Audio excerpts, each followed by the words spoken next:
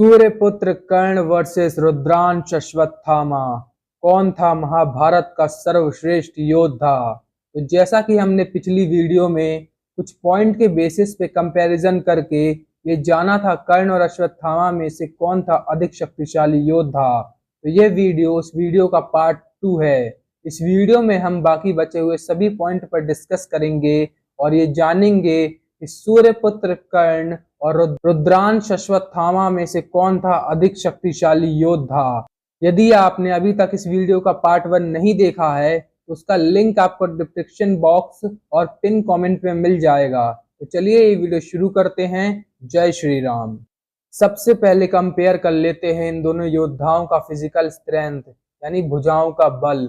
यदि बात की जाए अश्वत्थामा के बारे में तो अश्वत्थामा की भुजाओं में कई हाथियों का बल था। इस बात का पता हमें महाभारत के कुरुक्षेत्र युद्ध में मिलता है, जब अश्वत्थामा ने महाबली भीम, जिनकी भुजाओं में 10,000 हाथियों का बल था, उनको बराबरी की टक्कर दी थी और कई बार युद्ध में परास्त भी किया था।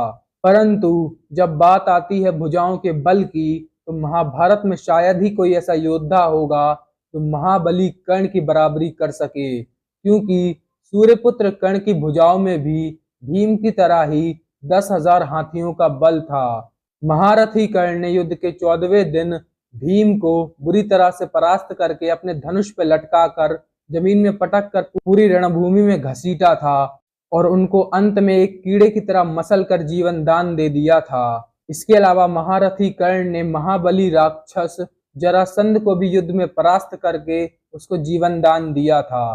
परंतु महाबली कर्ण की भुजाओं की असली शक्ति हमें महाभारत के कुरुक्षेत्र युद्ध के 17वें दिन देखने मिली थी, जब सूर्यपुत्र कर्ण के रथ का पहिया धरती में धंस जाता है और ब्राह्मण और धरती माता के श्राप के चलते धरती से बाहर नहीं आता। तब महारथी कर्ण अपनी दोनों भुजाओं से रथ के पहिए को जकड़ लेते हैं और जोर से झकझोरते हैं कि श्राप के चलते कर्ण के रथ का पहिया बाहर तो नहीं आता, परंतु कर्ण की भुजाओं के बल से पूरी धरती कांप उठती है और चारों तरफ भूकंप आ जाता है। अंत में महारथी कर्ण पहिए को ऊपर की ओर खींचते हुए एक झटका देते हैं, जिसके प्रभाव से पूरी धरती, आकाश, पाताल, समुंदर, पर्वत आदि समेत पूरी पृथ्वी 4 अंगुल ऊपर तक उठ जाती है। इसीलिए भुजाओं के बल के मामले में महारथी कर्ण का कोई मुकाबला नहीं था। अब बात कर लेते हैं इन दोनों योद्धाओं की शक्तियों के बारे में कि इन दोनों योद्धाओं ने क्या क्या किया था। सबसे पहले बात कर लेते हैं अश्वत्थामा के बारे में।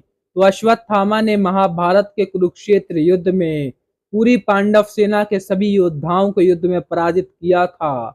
अश्वत्थामा ने युद्ध के 15वें दिन भगवान विष्णु का नारायणास्त्र चलाकर पांचों पांडव समेत भगवान श्री कृष्ण और पूरी पांडव सेना को घुटनों पर ला दिया था और हार मानने पे मजबूर कर दिया था।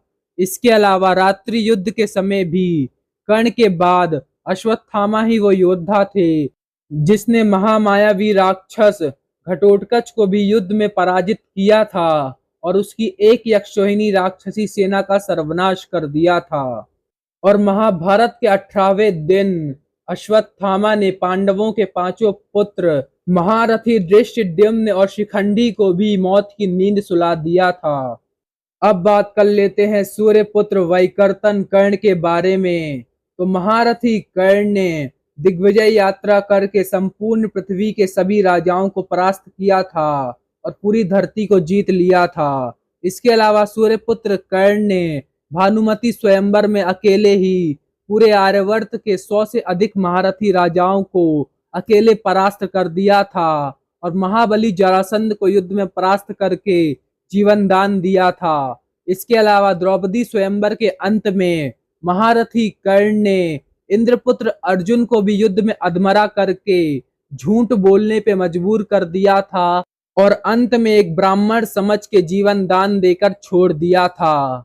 इसके अलावा महारथी कर्ण ने महाभारत के कुरुक्षेत्र युद्ध में 5 पांडव समेत पूरी पांडव सेना को अनेकों बार युद्ध में पराजित किया था।